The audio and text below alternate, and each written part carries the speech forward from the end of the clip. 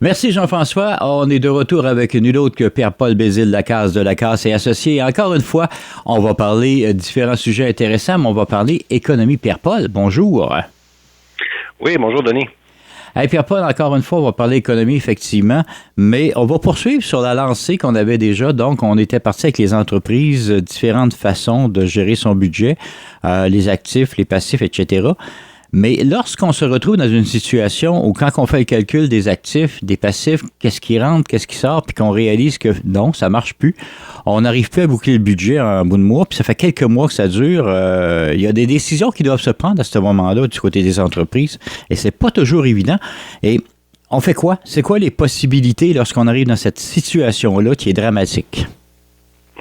Ben, comme tu l'as dit, une fois qu'on a fait les étapes qu'on a parlé dans notre dernière chronique, faire un flux de trésorerie, puis qu'on voit que les opérations n'arrivent plus. Là, je parle pas évidemment si les opérations arrivent, mais qu'on a trop de dettes. Là, ça, on est encore dans l'étape où on peut redresser une entreprise. Mais là, on parle d'une entreprise pour toutes sortes de raisons que les opérations ne sont pas rentables. Donc, soit à cause qu'il y a une augmentation de la compétition, problème comptable aussi, des fois, là, moi, je te dirais que c'est une grosse partie des gens qui viennent me voir, ils ont eu un problème de comptabilité. Soit ils étaient mal entourés, il n'y avait pas de CPA dans leur giron, ou il y avait des gens qui ont fait des erreurs importantes qui ont engagé pour ça, ou ils ont tout simplement se sont pas occupés de la comptabilité, qui est un autre problème récurrent.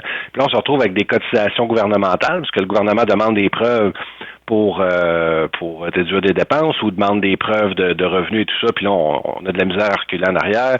Des fois, c'est la conjoncture économique, des fois, c'est l'impossibilité de trouver de la main-d'œuvre. Les problèmes peuvent être divers, mais bref, si on arrive à l'étape où ça ne fonctionne pas au niveau des opérations. Bon, on a deux éléments à regarder. Premièrement, est-ce qu'on est capable de ce qu'on appelle liquider l'entreprise, c'est-à-dire nous-mêmes, là, comme propriétaires d'entreprise, on vend nos actifs, on va récupérer nos comptes clients, nos comptes à recevoir, on paye nos dettes, on paye notre comptable, on fait notre fin d'année et on ferme l'entreprise en bonne et due forme. Donc, il y a plusieurs entreprises qui sont capables de faire ça.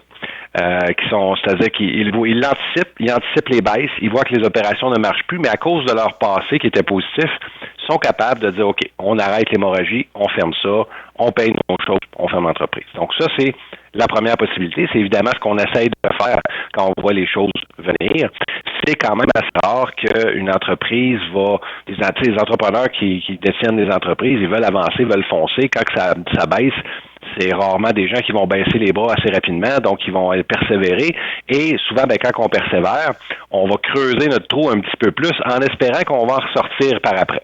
Et le problème de ça, c'est que des fois, ça ne fonctionne pas. Et quand ça fonctionne pas, c'est là que si on ne peut pas payer toutes les dettes, ce qu'on doit aller après ça, c'est la faillite corporative. OK. Ça veut dire que là, on est rendu dans le sérieux. La faillite corporative, est-ce que ça veut dire automatiquement qu'on va en faillite ou on peut essayer de faire des ententes avec les compagnies? Les ententes, c'était plus dans notre chronique précédente. C'est-à-dire que quand on a des opérations qui sont positives, mais qu'on a trop de dettes, c'est là qu'on va essayer de faire des ententes. À partir du moment où nos opérations sont déficitaires, oui, on peut essayer de dire à nos fournisseurs et autres, regarde, il me reste, je vais dire n'importe quoi, mettons, il me reste 30 000, j'ai 100 000 de dettes, est-ce que tu accepterais de prendre 30 % puis je te paye? Le problème, c'est que la majorité du temps, les gens se disent non à ça parce qu'ils veulent être payés au complet. Fait que là, il faut, dans ce temps-là, arriver avec la faillite corporative. Et là, évidemment, ça n'entraîne pas automatiquement la faillite des administrateurs ou des actionnaires. Il faut séparer bien comme il faut les deux. Là, on parle de fermer une entreprise et la faillite corporative, c'est ce qu'elle fait. Ce qu'elle fait, là, quand les gens viennent me voir, ce que moi j'analyse avec eux, c'est, premièrement, quel genre d'impact qu'il peut avoir en mettant cette compagnie-là en faillite ou en ne la mettant pas en faillite. Parce que si, je prends un exemple, quelqu'un qui a une compagnie dans laquelle il y a une licence RBQ et qui veut la mettre en faillite puis qu'il y a une autre compagnie qui, elle fonctionne, là, si la licence est reliée avec l'administrateur, l'autre compagnie qui a besoin de la licence RBQ va avoir une problématique parce qu'il peut avoir une suspension de licence. Donc ça, c'est un des éléments qu'on va regarder. Des fois, on va regarder aussi, est-ce qu'il y a eu des gestes illégaux de poser qui pourraient mener à des poursuites pour les administrateurs ou est-ce qu'il y a eu des gestes qui sont peut-être juste pas optimales? On va essayer de placer l'entreprise dans la meilleure position possible pour que les créanciers en récupèrent le plus, mais aussi pour que les administrateurs s'en sortent le mieux. C'est comme différents buts qu'on a quand on rencontre les gens. Et ça, c'est pas une recette qui est toujours pareille. C'est-à-dire qu'une faillite peut se faire à différents moments, elle peut se faire de différentes façons, mais ce qu'on veut éviter, c'est, il y a un paquet de choses qu'on veut éviter, en fait. On va essayer d'optimiser que l'administrateur ça aille bien, on va essayer que il y ait moins de responsabilités possibles sur sa tête, mais on veut aussi s'assurer qu'on pose les bons gestes. Exemple, des gens qui veulent vendre des actifs puis choisir quel créancier ils vont payer avec. C'est exemple, il y a un fournisseur qui a une relation privilégiée dans le passé, ils vont dire, je vais payer ça avant le gouvernement.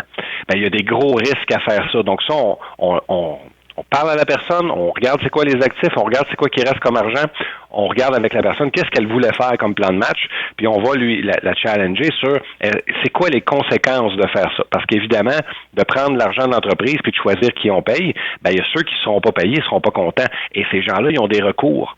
Donc, il faut ça nous l'expliquer, puis moi je l'explique à mes clients pour qu'eux vont faire le choix ultimement de ce qu'ils vont faire, et s'ils choisissent de le faire, ils le feront. Mais ils s'exposent potentiellement à des poursuites pour avoir mal agi, pour ne pas avoir mis la société en faillite puis avoir fait un partage équitable des actifs à tout le monde, s'ils privilégient des gens, puis encore plus s'ils privilégient des personnes liées, des amis, de la famille, eux-mêmes. Des fois, il y a des gens qui ont investi dans leur entreprise, ils veulent se rembourser. Si on fait ça puis qu'on ne paye pas des dettes, on peut avoir de sérieux problèmes. Donc ça, c'est une des choses qu'on va discuter avec les gens, et on va discuter aussi d'un paquet d'autres choses comme est-ce qu'ils sont conscients des responsabilités qu'ils ont? Parce que beaucoup de gens ne savent pas qu'ils ont mal lu les contrats ou ne se sont pas renseignés en partant d'une entreprise. Mais quand on part une entreprise puis qu'on demande un prêt, il y a de fortes chances qu'on ait signé un cautionnement qu'on appelle pour une responsabilité personnelle des dettes sur notre marge de crédit, sur nos emprunts, ce genre de choses-là, et même sur des ouvertures de compte avec des fournisseurs. Donc, nous, on va analyser, moi, je vais analyser les contrats avec la personne pour voir est-ce qu'elle a signé quelque chose, est-ce qu'elle a engagé sa responsabilité. Et on va aussi éviter que la personne se laisse saisir, parce que des fois, il y en a qui vont juste laisser ça là, puis il y a des conséquences à laisser ses créanciers agir. Ils vont faire des frais, ils vont saisir des actifs, ils vont potentiellement perdre le contrôle de leur fermeture et potentiellement avoir encore là des poursuites comme administrateur. Fait que bien gérer une fermeture d'entreprise, c'est aussi important que de bien gérer les opérations quand l'entreprise va bien. Ouais. Est-ce que ça veut dire carrément que l'actionnaire peut tomber en faillite par défaut lui-ci? Par défaut, non, mais souvent, ça va être une des façons de se protéger. Tu sais, quand on a analysé tout ça, on a analysé, OK, c'est quoi les gestes que tu as faits qui sont pas corrects, qui peuvent te revenir dessus? C'est quoi les actifs qui te restent, qui on va être capable de payer? Est-ce que tu as des cautionnements personnels? Est-ce que tu as des responsabilités aussi d'administrateur, ta TPS, TVQ, les déductions à la source non remises au gouvernement? Tout ça, c'est des responsabilités que les administrateurs ont. Fait que des fois, il y a des gens qui viennent me voir, il leur reste 10 000 $ d'actifs, ils ont pratiquement tout liquidé, puis ils ont 100 000 $ de déduction à la source. Là, ça veut dire là, que même s'ils donnent le 10 000 au gouvernement, il va manquer 90 000, et ce 90 000-là, non seulement il est dû dans l'entreprise, mais si l'entreprise ne paye pas, elle ne sera pas capable de payer, ils vont cotiser aussi tous les administrateurs. Et là, des fois, les gens ont mis des administrateurs, ils ont mis leur conjointe comme administrateur, mais elle n'est pas dans l'entreprise. Soyez assurés que le gouvernement va la cotiser elle aussi. Là. Si elle est administrateur, ça veut dire qu'elle est sur le conseil d'administration, ça veut dire qu'elle a des responsabilités. Des fois, il y a des gens qui sont passivement impliqués dans une entreprise qui vont se retrouver pris dans ce goulot d'étranglement-là. Fait que toute cette analyse-là, à savoir qu'est-ce qui se passe, qu'est-ce qu'on fait, qu'est-ce qu'on est responsable, qu'est-ce que je dois faire en premier, ça, c'est l'analyse que je fais avec mes clients, d'une part pour l'entreprise, mais aussi, comme tu viens de le dire, pour leur situation personnelle. Parce que si on regarde juste l'entreprise, qu'on arrête là, on pourra pas, il va nous manquer un bout, là. Fait que moi, l'avantage, c'est pas tous les syndics qui font et du commercial et du consommateur, Il y en a même très peu. Fait que moi, en faisant les deux, je vais regarder toujours les deux en même temps, puis je vais aller la coche plus loin pour regarder qu'est-ce que la personne, elle, va y retomber sur la tête, et qu'est-ce qu'elle a, cette personne-là, pour de dangereux qu'elle va vouloir protéger. Est-ce qu'elle a une maison qui a de la valeur? Est-ce qu'elle a une voiture qui a de la valeur? Est-ce qu'elle a des placements? Est-ce qu'elle a des revenus qui ont de la valeur? Parce que éventuellement, ça peut mener à des saisies de salaire, toute cette aventure-là aussi. Fait qu'il faut se mettre à la place de la personne, de l'administrateur qui a investi 100 000 dans une entreprise, qui a travaillé fort pendant des années, finalement, ça marche pas. D'une part, on faut y annoncer qu'il récupérera pas son 100 000 parce que s'il le fait, il va se mettre dans le trouble pas mal. Puis deuxièmement, faut y annoncer qu'il se ramasse avec, vu que certains mauvais choix qu'il a fait parce qu'il ne les connaissait pas, ben il se ramasse avec des responsabilités. Comme exemple, mauvais choix de pas payer le gouvernement puis de payer ses fournisseurs.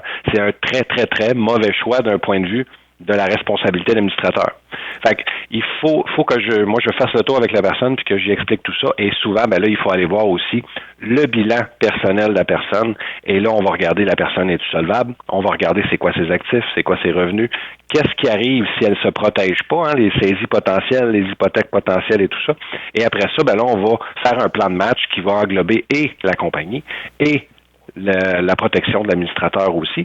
Et tout ça, on va le faire d'une façon à ce que ça soit le plus transparent et légal pour que les créanciers ne puissent pas attaquer ce qui se passe, parce que si les gens font un peu n'importe quoi avant de venir me voir, ou même après que je leur ai dit de pas faire des choses, ben là, ils s'exposent des fois à plus de complications que ce qu'on vient de dire.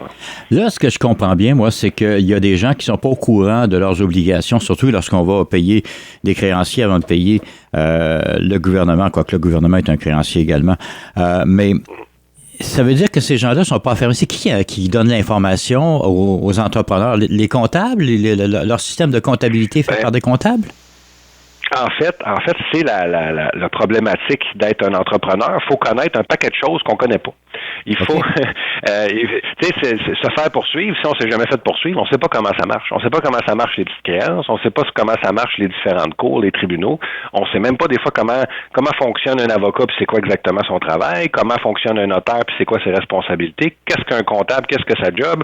Fait que quand on est un entrepreneur, avant de partir en entreprise, idéalement, ça nous prend un peu d'expérience pour avoir travaillé en entreprise puis avoir vu ces choses-là, comprendre comment les différents intervenants marchent, comprendre une comptabilité de base, une finance de base, de la gestion de personnel. Et malheureusement, il y a une très, très, très grande majorité des gens en entreprise qui leur manque beaucoup de connaissances cruciales pour être en entreprise. Et une de ces connaissances-là, ben, c'est celle que je parle maintenant. Il y en a que c'est juste qu'ils sont absolument effroyables pour gérer des ressources humaines aussi, là. Tu sais, il y a plein de lacunes qu'un entrepreneur peut avoir et c'est dur comme entrepreneur d'être complet. C'est pour ça qu'il faut bien s'entourer. Et les gens ne connaissent pas, exemple, que si on engage un comptable pour faire notre fin d'année, c'est pas vrai qu'il va nous expliquer c'est quoi tous nos enjeux puis nos problèmes et tout ça. Pourquoi? Ben, c'est qu'on ne l'a pas payé pour ça. Okay. Et les gens refusent habituellement de payer pour se former, on va dire, un petit peu minimalement sur la compréhension de ces choses-là. Fait que c'est la job de la personne qui part en entreprise d'aller lire les lois puis d'aller lire comment ça marche et au besoin, en tout cas, selon moi, c'est même nécessaire, il devrait s'accompagner avec des conseillers juridiques et avec des personnes qui travaillent au niveau des finances, des CPA, des comptables professionnels agréés, parce qu'eux ont le titre professionnel et leur responsabilité, c'est d'accompagner l'entreprise. Et même parmi ces gens-là, ces CPA qui travaillent en comptabilité dans des cabinets ne sont pas spécialisés en redressement financier. Donc, c'est là qu'il faut que les gens aient cherché la bonne information à bonne place. Puis c'est ça un peu qu'on essaye de faire dans nos chroniques, c'est de donner de l'information générale sur à quoi faire attention, parce que la complexité vient dans le détail qu'on peut pas parler là pendant une discussion de 15 minutes. Mais cette complexité-là, faut aller la voir. Faut rencontrer des fiscalistes pour notre fiscalité. Il faut rencontrer des avocats pour nos protections juridiques. Il faut rencontrer des notaires pour nos documents. Il faut rencontrer des comptables pour la bonne marche, la gestion financière de notre entreprise. Si on fait pas tout ça, ben il faut savoir que c'est l'entrepreneur qui le met sur sa tête et il y a de fortes chances de faire des erreurs à plusieurs niveaux. Et c'est là que ça devient dangereux. Fait que c'est pour ça que c'est un métier très hasardeux être entrepreneur et les conséquences d'erreurs, c'est des conséquences qui sont très, très grandes. Ne pas lire un document et le signer, par exemple, d'une entente de franchise de 5 ans, puis de ne pas comprendre comment le système de redevance marche, ben ça peut causer un paquet de problèmes, puis faire qu'une entreprise qu'on prévoyait rentable ne l'est pas. Il y a un paquet de choses comme ça, un paquet d'embûches. Donc, mon but n'est pas tant de décourager les gens, mais d'encourager les gens à se renseigner et à bien comprendre dans quel environnement ils naviguent et de bien comprendre surtout tout ce qui touche les contrats et les responsabilités gouvernementales.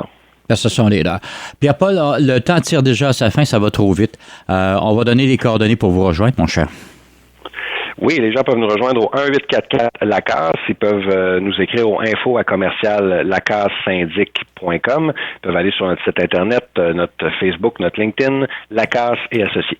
Génial. Merci encore une fois, Pierre-Paul. Ce fut extrêmement intéressant. Merci beaucoup, Denis.